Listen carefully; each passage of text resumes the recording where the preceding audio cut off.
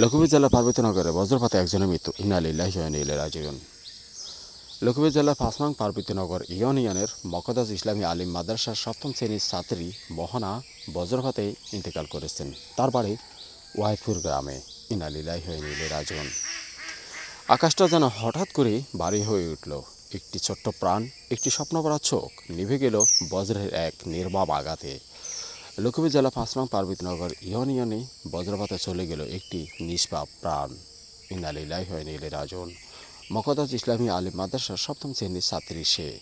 পরীক্ষা শেষে বাড়ি ফিরে বই খাতা বাসায় রেখে পরিবারকে সহযোগিতার জন্য ধান খেতে গেল। পরিবারের সাথে কাজ করছে, হাসিখুশিভাবে সবার সাথে ছিল।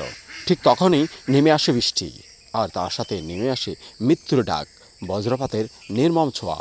গতকাল মঙ্গলবার দুপুর ১টা ৪০ বজ্রপাতের নির্মম আঘাতে মোহনার মৃত্যু হয়।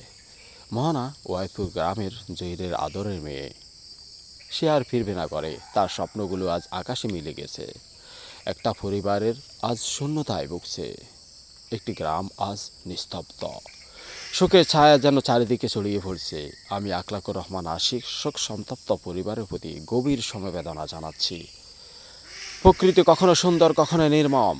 তাই ঝড় বৃষ্টির সময় দয়া করে কেউ খোলা জায়গা নয়, নিরাপদ আশ্রয়ে থাকুন। একটি মুহূর্তের অসতর্কতা সারা জীবনের কান্না। আল্লাহ সবাইকে সর্ব অবস্থায় ভালো রাখুক, নিরাপদে রাখুক। মোহনাকে ক্ষমা করে দিয়ে জান্নাত নসিব করুক এবং তার পরিবারকে ধৈর্য ধারণ করা তৌফিক দান করুক। আমিন।